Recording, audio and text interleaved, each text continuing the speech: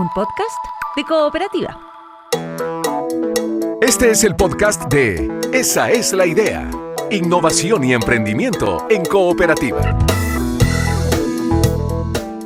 Y como les anticipaba en el inicio del programa, ProChile seleccionó a 43 startups innovadoras para esta octava generación del programa Go Global 2026, diseñado para acelerar la internacionalización en 5 mercados estratégicos. Hablamos de Estados Unidos, México, Colombia, Perú y también España. Estamos con el director general de ProChile, Ignacio Fernández. Ignacio, muchísimas gracias por venir a Esa es la idea y para conocer también un poquito más de este proyecto de ProChile. Hola, ¿cómo estás, Francisca? Muy entretenido estar acá y muy contento.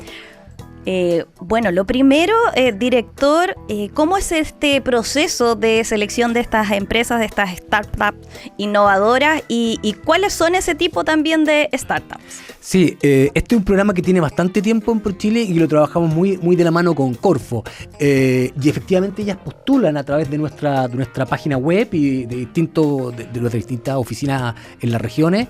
Y se hace un escaneo de aquellas empresas que son más ad hoc para distintos mercados, digamos, dependiendo de las etapas en que ellas están y dependiendo de los intereses que tienen. Y en base a eso se seleccionan y empezamos con este programa que nos tiene muy contentos y que ya llevamos más de 10 años apoyando estas empresas innovadoras. ¿En qué etapa tienen que estar las empresas precisamente para uno pensar y desde ProChile decir, esta empresa tiene toda la proyección? Sí, son empresas que ya están en una etapa comercializando y ya tienen capacidad de estar en los mercados internacionales, ¿no? O por lo menos están muy avanzadas. Lo que se trata de estos mercados que es un poquito a contrario senso de lo que uno cree, porque ProChile fundamentalmente lo que nosotros hacemos es apoyar exportaciones y en parte también apoyar la venida de inversiones a Chile, ¿no? Entonces, esto claro puede ser a contrario sensu, que estamos mandando empresas afuera, pero parte fundamental hoy día de la economía global es que las empresas puedan escalar y escalar lo antes posible, y este programa tiene que ver con eso, con contactar estas empresas con los mercados a los que quieren llegar, sea para el día de mañana exportar su servicio o producto, o sea porque quieren levantar capital e internacionalizarse. Director, durante estos últimos 8 años, entiendo, han estado apoyando a más de 300 empresas. ¿Cuál es la proyección o la supervivencia comercial, se le podría decir, que tiene en los mercados de destino de estas empresas? Sí, tenemos cifras bien bonitas, nos interesa mucho, y quizás voy un poco más atrás. Tiene que ver un poco con cómo Chile, este país que probablemente todos conocemos, que es un gran exportador de cobre, de minería y en general de materias primas, ¿no? Cómo ha ido transitando a esta exportación hoy día de mucho valor agregado. Por supuesto, el cobre también es mucho valor agregado, la fruta, etcétera, pero probablemente más intangible relacionado con los servicios, ¿no? El año pasado rompimos récord exportadores de exportaciones de servicios de sobre 3.000 millones de dólares, y este año, ya en la mitad del año, llevamos más de 2.000 millones, por tanto vamos nuevamente a romper un récord de forma importante. Por tanto, nosotros tenemos un potencial enorme para proveer servicios y soluciones globales en estos distintos mercados, ¿no? Y ahí estamos contentos porque hoy día estas empresas innovadoras están exportando alrededor de 800 millones de dólares el año pasado, y este año esperamos que sea un poquito mayor. Por tanto, hay un potencial enorme, y estas empresas efectivamente van generando exportaciones, que es lo que nos interesa. Hay un punto súper importante en este Go Global 2026 y tiene que ver con la descentralización. También. ¿Cierto? ¿Qué estrategia utilizaron específicamente para finalmente llevar esto a la difusión? ¿Qué utilizaron para lograr que la mayoría de estas empresas fueran seleccionadas y que ellas vinieran de regiones y no de la región metropolitana? Sí, es una buena pregunta. Uno tiene que ver con nuestra estructura. Nosotros tenemos oficinas en todas las regiones del país, y en esas oficinas, en las regiones del país, nosotros salimos a buscar esta demanda, ¿no? ¿Qué es lo que tenemos? O sea, esta oferta, ¿qué es lo que podemos ofrecer al mundo? Y en nuestras oficinas comerciales buscamos la demanda y hacemos ese matching. Y a través de nuestras oficinas salimos a buscar y a publicitar estos servicios, ¿no? Pero lo interesante no es solo como lo interesante que está pasando, que no es el esfuerzo que uno haga, sino que hoy día ya naturalmente también se está dando que tenemos hub tecnológico en distintas partes del país, ¿no? O sea, por supuesto la región metropolitana es innegable, es un centro de gravedad tremendo, pero uno mira la región de Valparaíso, la región del Maule, ni que decir todo lo que tiene que ver con la región de los lagos y el desarrollo de ese hub relacionado con la silvicultura en Aysén. O sea, hay un potencial, ¿para qué decir? El norte, digamos, con el cobre. O sea, hay muchas regiones que hoy día están desarrollando soluciones relacionadas o proveedores relacionados con estos sectores ganadores, con el sector minero, con el sector agroindustrial, con el sector forestal. Por tanto, está bastante diversificado eso. Además, por supuesto, nosotros ponemos mucho esfuerzo en que sea lo más diverso posible en términos de la procedencia de las empresas. De estos 43, ¿cómo lo podríamos dividir en regiones? De porcentajes aproximadamente. Sí, está más o menos, yo te diría que está más o menos mitad y mitad, ¿no? Un poquito más de Santiago, pero tenemos empresas de Ñuble, tenemos 10 empresas de Ñuble, tenemos empresas de Los Ríos, tenemos de Valparaíso, de O'Higgins. Es decir, hay una participación bastante amplia de distintas regiones en las que probablemente uno piense que hay estas soluciones tecnológicas para el mundo. Y es bonito porque son soluciones tecnológicas que se han desarrollado al amparo de las industrias, si quieres, más tradicionales, de la piscicultura, de la industria forestal, de la industria minera, de la agroindustria. Se desarrollan estos spin-off, digamos, de empresas que proveen servicios a la empresa chilena en primer lugar y luego se empiezan a internacionalizar.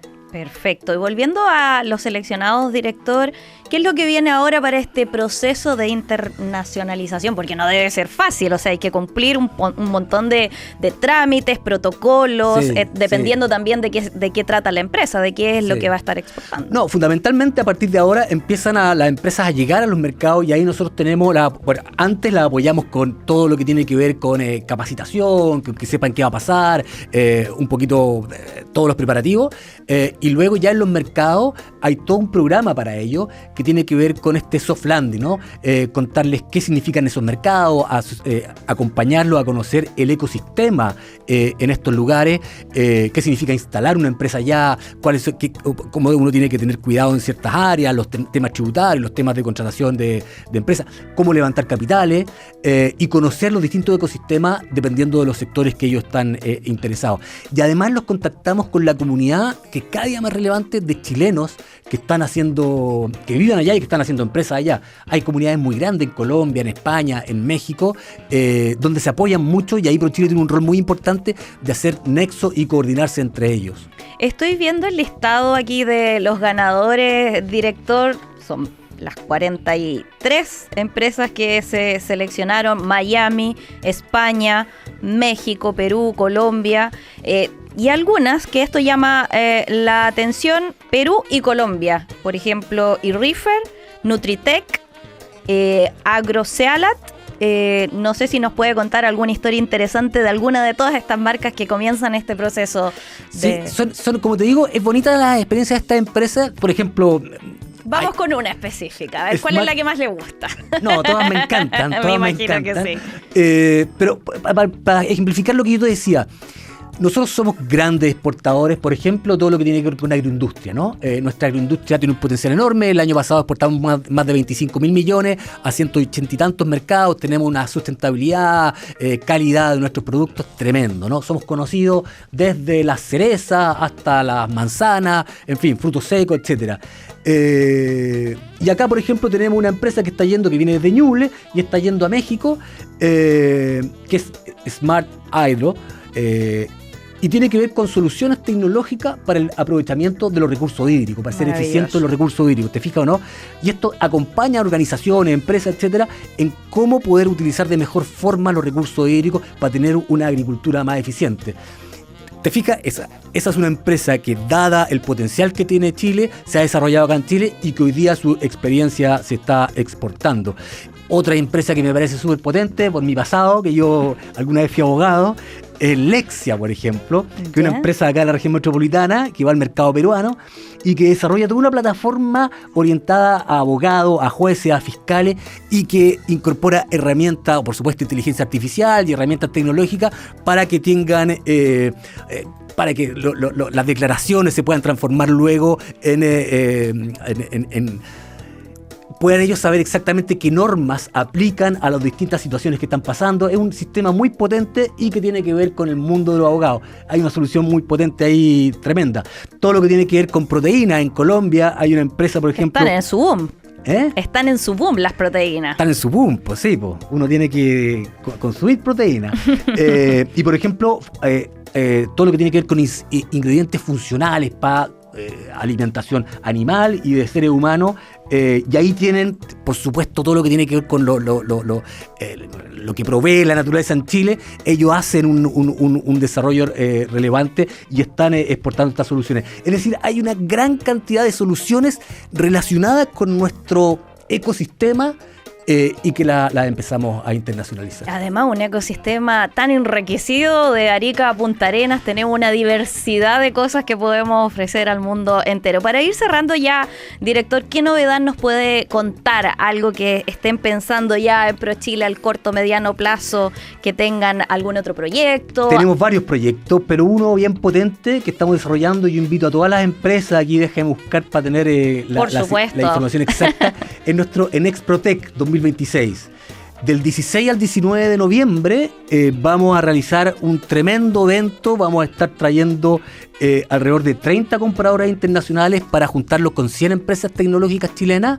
Y todo esto va a ser en el margen del ETM Day, ¿no? Un poquito antes del ETM Day, cosa de aprovechar esa coyuntura. Y ahí estamos trayendo empresas chilenas relacionadas con agrotech, con biotecnología, con climatech, energías limpias.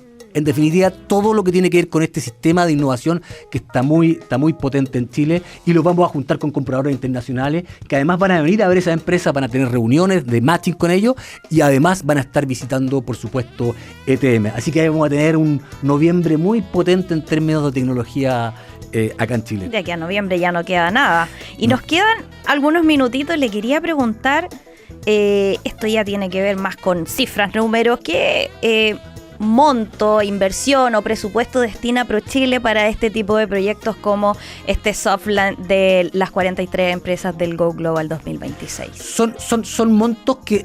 Ojo, son montos relevantes, no tengo el monto exacto acá, pero fundamentalmente nosotros levantamos muchos recursos también con nuestros contactos en los del mercado.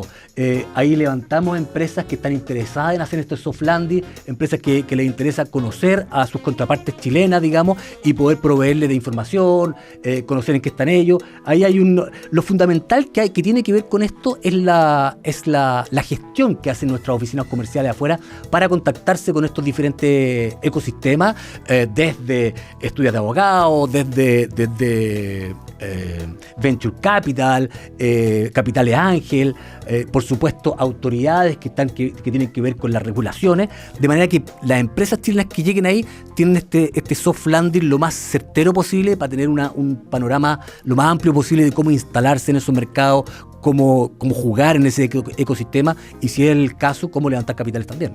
Hay todos los detalles de este Go Global 2026 y este camino que ya comienzan estas 43 startups innovadoras en este proceso de internacionalización, representando, por supuesto, a nuestro país.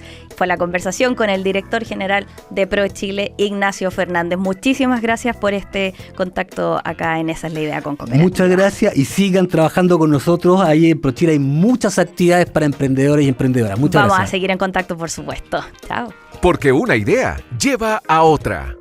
Esa es la idea. Y hoy vamos a hablar de una idea que evolucionó en el tiempo, la de envolver comida, y que dio un paso a un invento: el papel aluminio.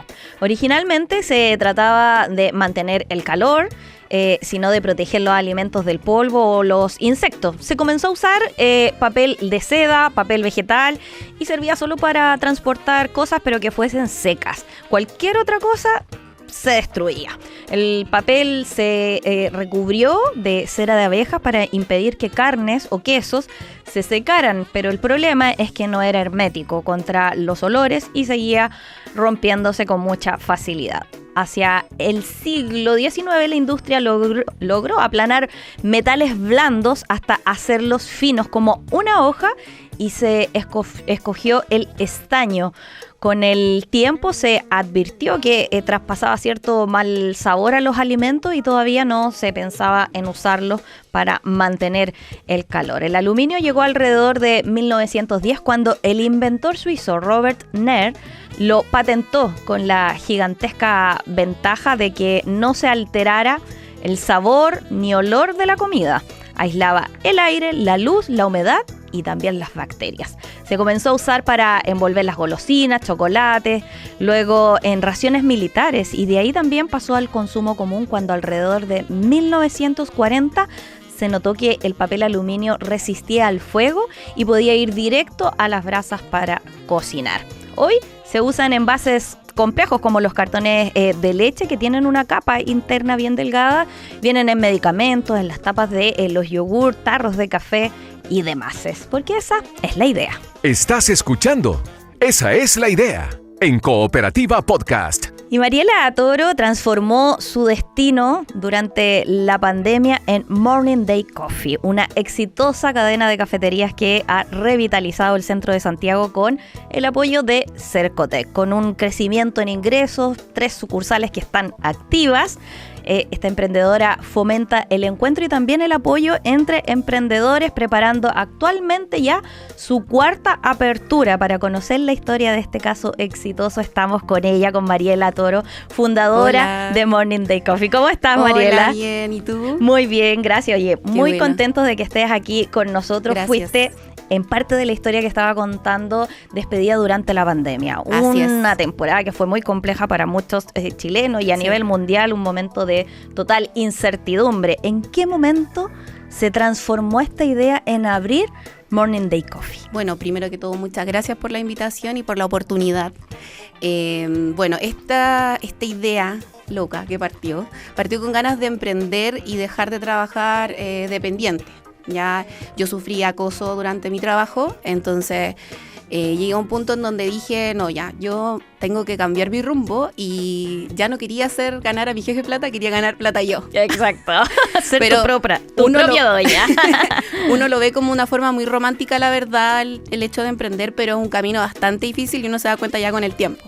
Así que con esa emoción partí estas ganas de emprender, me puse a ver cuál era la posibilidad de negocio que tenía y me metí en este rubro del café. Más que nada, no porque fuera fanática del café, para nada. Era más que nada porque lo veía como un negocio potencial, una posibilidad de crecimiento. Igual el café todavía está como medio en pañales, pero iba a ir avanzando y íbamos a ir creciendo en este negocio. Yo lo vi muy, muy viable. Viste una proyección en el mundo del café. Y algo súper innato, porque tengo familia, soy de familia de emprendedores, como de 4 generaciones, entonces soy de familia negociante. O sea, lo llevas en la sangre.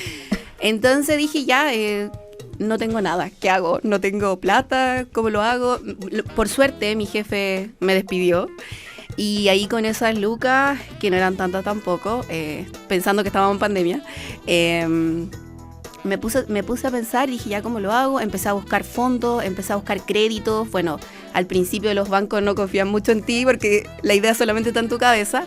Así que me acerqué a Cercotec, lo conocí ahí y de verdad para mí yo creo que fue uno de mis hitos de la vida, en donde yo a través del Capital Abeja pude generar un proyecto y decir, wow, de verdad esta idea era interesante y era como algo que podía generar trabajo, podía generar otro tipo de negocios ahí en el mismo tema de la cafetería. Y de ahí en adelante como que fui como avanzando en base, como dicen, con el riesgo. Todos los emprendedores avanzamos con puro riesgo y pura fe. Oye, y por eso mismo el mayor temor yo creo que tuviste en ese momento, cuando abriste la primera sucursal, por ejemplo. ¿Cuál fue tu mayor miedo? No sabía hacer nada, nada. O sea, yo creo que, yo le decía, el otro día fue el ministro de Economía a la cafetería, porque lanzaron el Capital Abeja y yo le decía, uno no sabe nada, o sea, desde patentes, permiso de resolución sanitaria, tener un contador, entender cómo funciona la factura. Yo creo que todas esas cosas son como que uno va avanzando como en el camino. Y la verdad es que yo creo que ser emprendedora tiene mucha resiliencia. O sea, uno tiene que caerse, volver a pararse, caerse, volver a pararse, y así vas aprendiendo.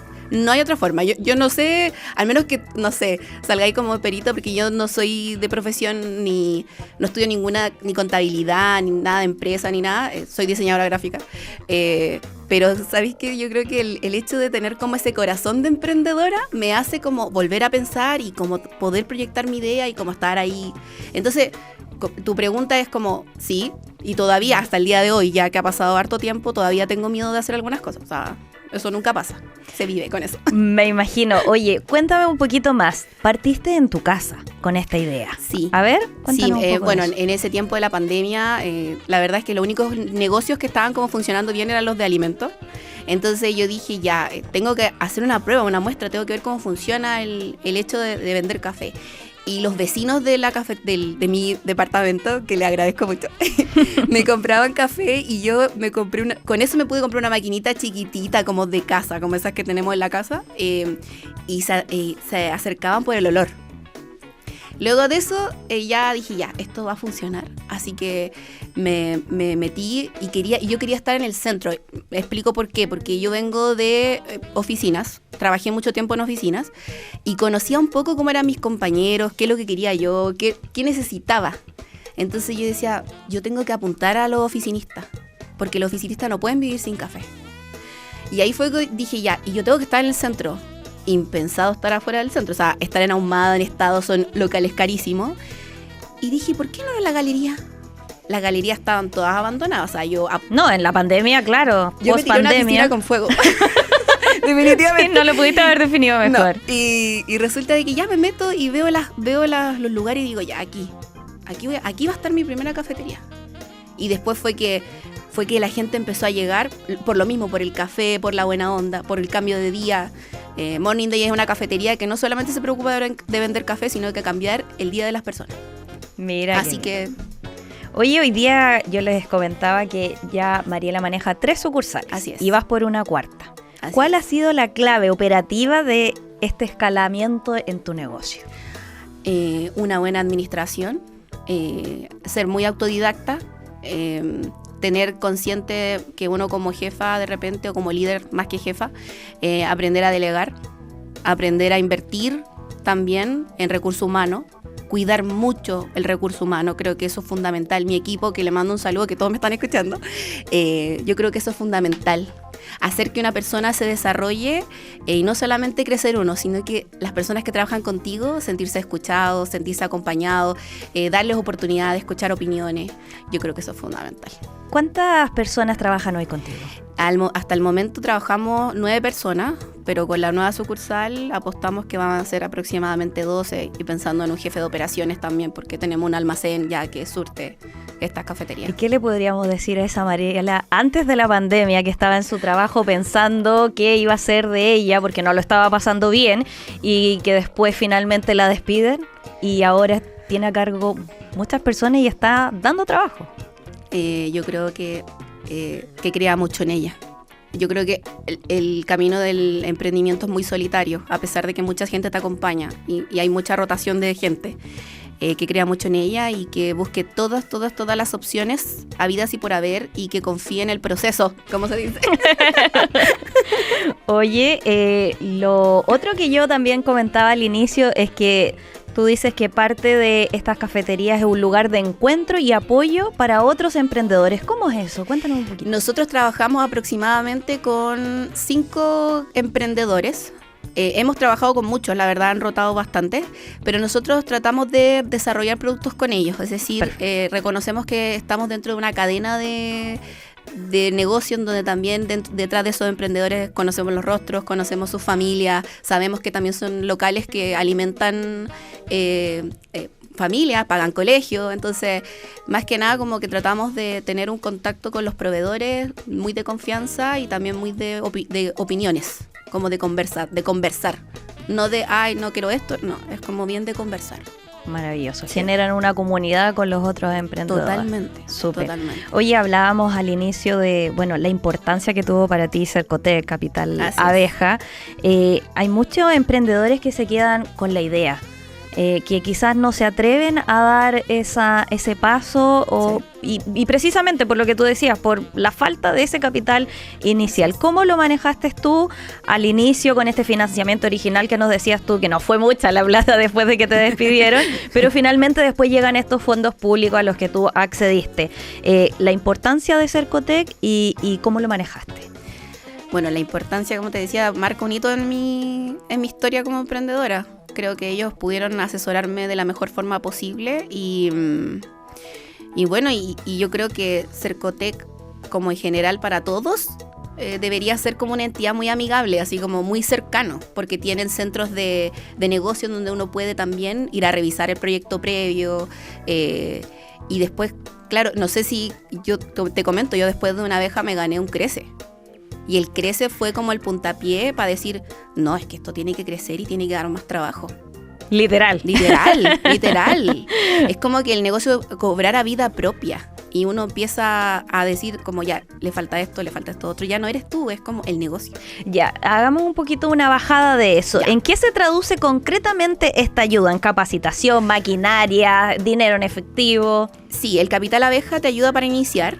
Te ayuda mucho para poder organizar la idea y te dan un porcentaje, ya no sé si funciona así, pero en ese tiempo me dieron para comprar un porcentaje para comprar máquinas, que yo creo que como eso fue lo fundamental, claro. Y después todo lo que tenía que ver con estrategias de marketing, en donde yo pude hacer flyer, pude hacer el letrero. Ahí sirvió tu profesión, ¿viste? Exacto.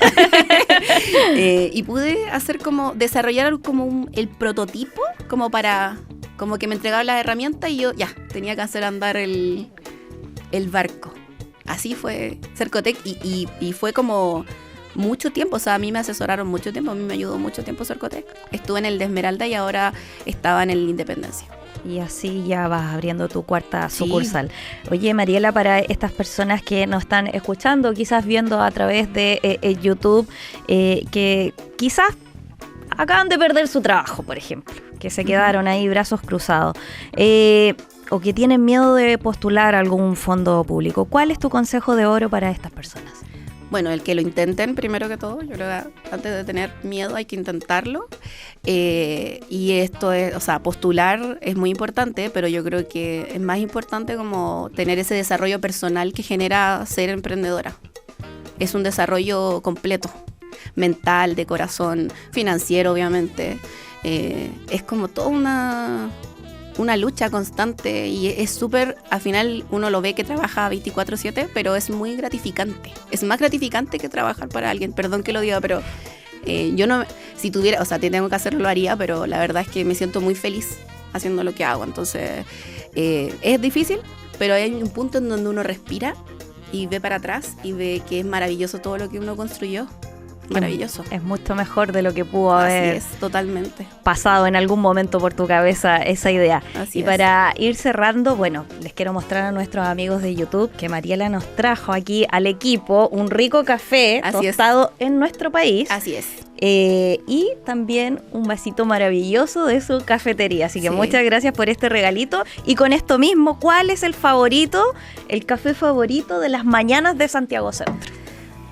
Capuchino. El capuchino doble o el americano, porque se va a la avena y permite sobrevivir la mañana y hacer que todo sea mejor. La mañana se hace un poco más breve con ese espresso doble, por ejemplo. Así es. Oye, yo me quería tomar un ratito para decir que nosotros tenemos sucursales en Santiago Centro, en la Galería Astor, en la Galería Bandera, en la Galería Edwards y también en la Municipalidad de Santiago.